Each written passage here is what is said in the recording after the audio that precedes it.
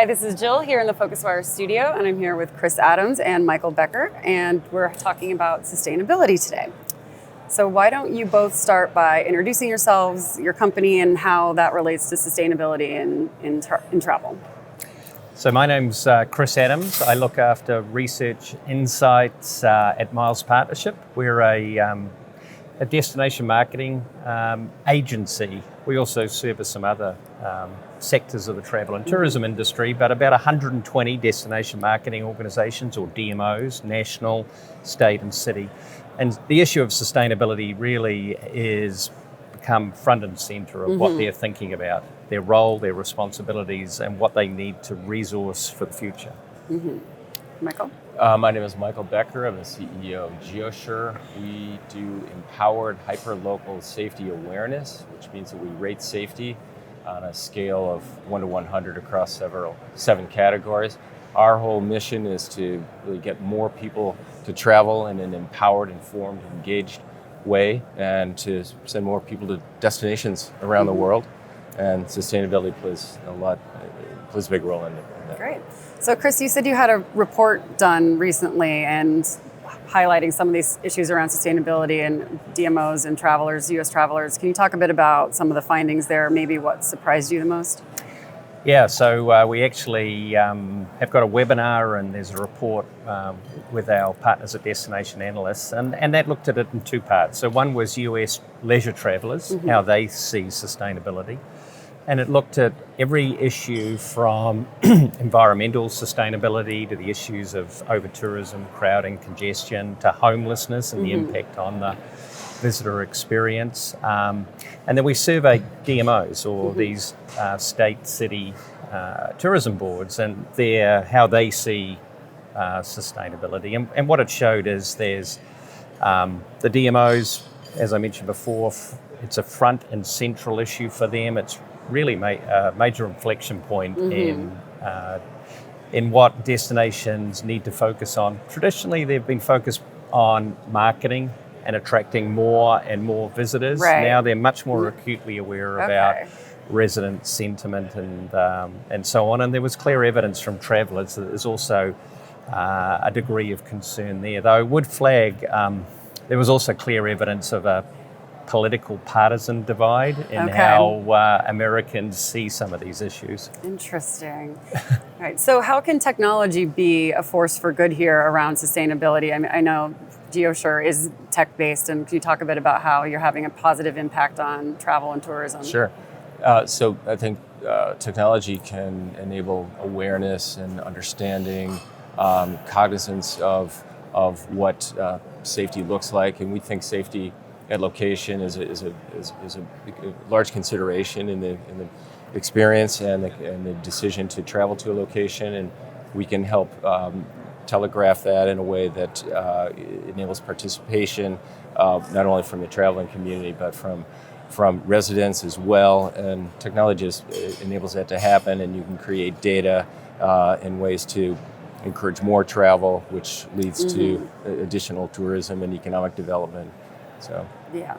I think an overarching theme here of sustainability is the concept of repeat visitation and word of mouth. So whether it's the experience from, say, crowding or congestion, or the sense of safety, if you want a sustainable tourism industry, you need to have visitors who are confident about returning and are going to be giving positive word of mouth about that destination. Exactly. And on that point, Chris, there's perception issues, and there's the perception and reality, and we're trying to help sort of balance that and create a way that it does generate more word of mouth and better reputations to get people to travel to more destinations and enjoy the experience.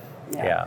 So from the destination point of view, how can they, yours is like a tool to help promote safety, but what else can a destination do to promote themselves as a safe space that wants tourism, that wants the repeat visitation, wants all of that? Absolutely. There are tech-forward safety initiatives, as we like to refer to them, where a destination, whether a destination has a blemished reputation or not, but just being in the forefront and creating this awareness, mindfulness that, hey, we do care about our safety in our community, in our cities, in our countries, and we want you to know that, you, the travel manager, the agent, tourists, and travelers, we care about that. And you can, there are ways to create a marketing, very powerful and impactful marketing initiative around that. So I think that was one of the topics we were going to talk about. Marketing plays a central and key role. Yeah, let's talk a little more about the marketing component then, especially from your perspective. What role does marketing play here to promote this as sustainability safe spaces? And that's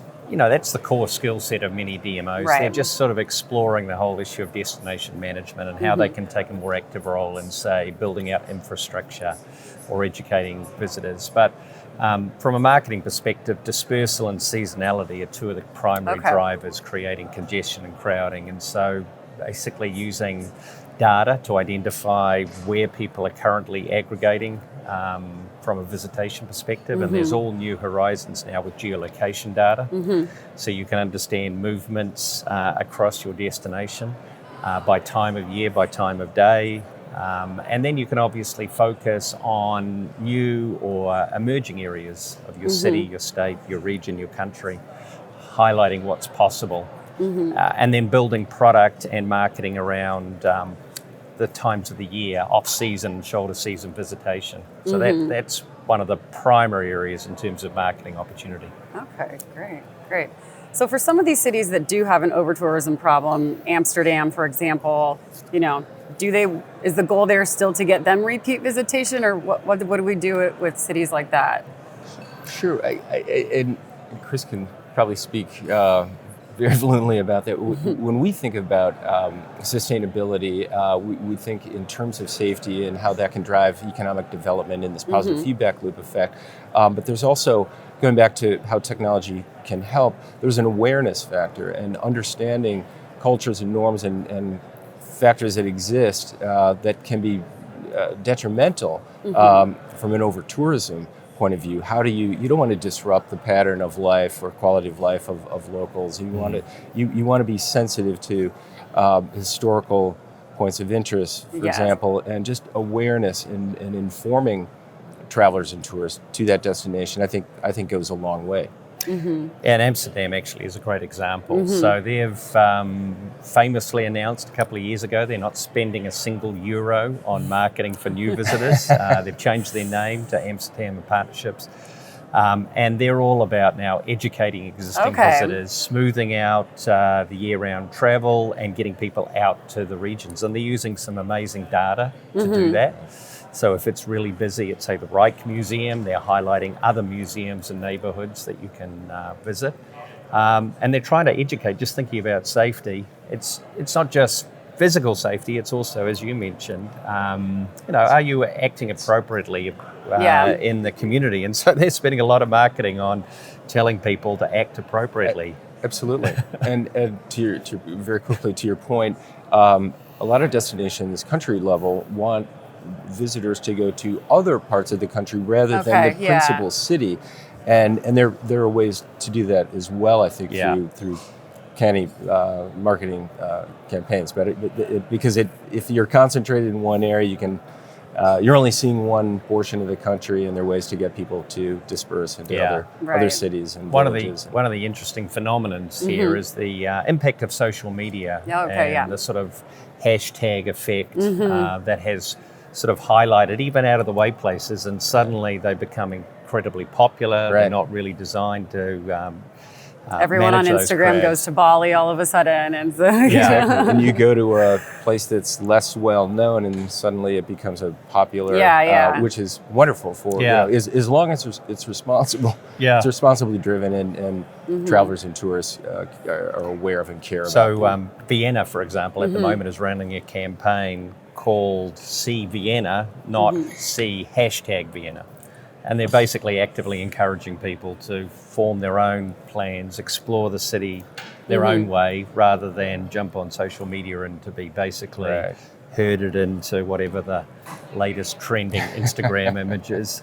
Interesting. Has that been successful for them? Do you know how that's been playing out? Frankly, these social media platforms have such enormous reach, and I think in a whole variety of walks of life, not just in travel and tourism, we've got to do a better job in educating people how to use social media appropriately. Right. So wrap up with a couple questions here. Just one, if you were to talk to a travel brand that maybe hasn't really started sustainability initiatives, what would be the one piece of advice to sort of get them to start considering this in their businesses? So I would highlight surveying your locals, your residents, particularly destination marketing organizations. Travel and tourism exists at the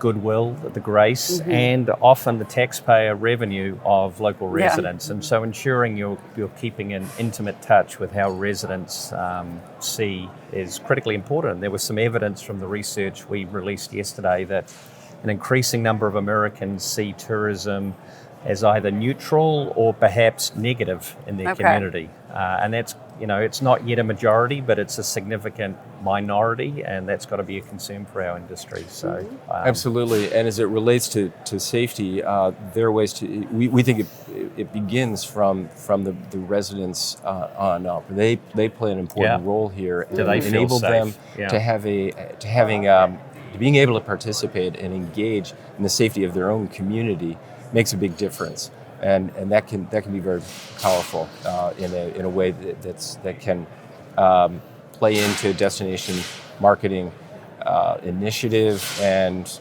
creating again more economic growth and travel and tourism and a positive feedback loop effect. So it starts with the ground roots level. Yeah, definitely. All right. So final question: we're back here 5 years from now having this conversation. What moves have we made? Where are we at on this front in 5 years?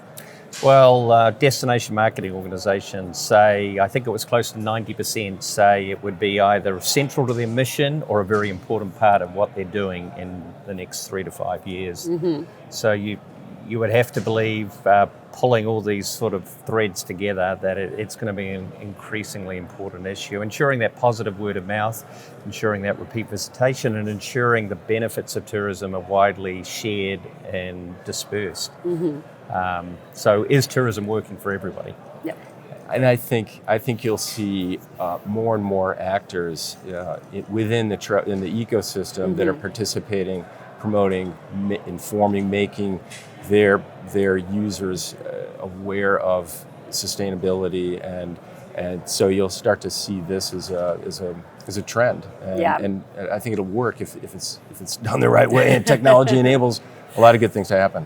Great. Yeah. So I think the fundamental difference is travel and tourism has grown explosively. It's really, a post-World War II phenomenon, and we're now up against real constraints to growth. Yes. Physical constraints to growth, and there's now environmental issues that are not going away, such as climate change. So these issues are just going to become more pronounced. Yeah. Great. All right. Well, Chris, Michael, thank you so much. Thank All you. right, Jill, thank you so much.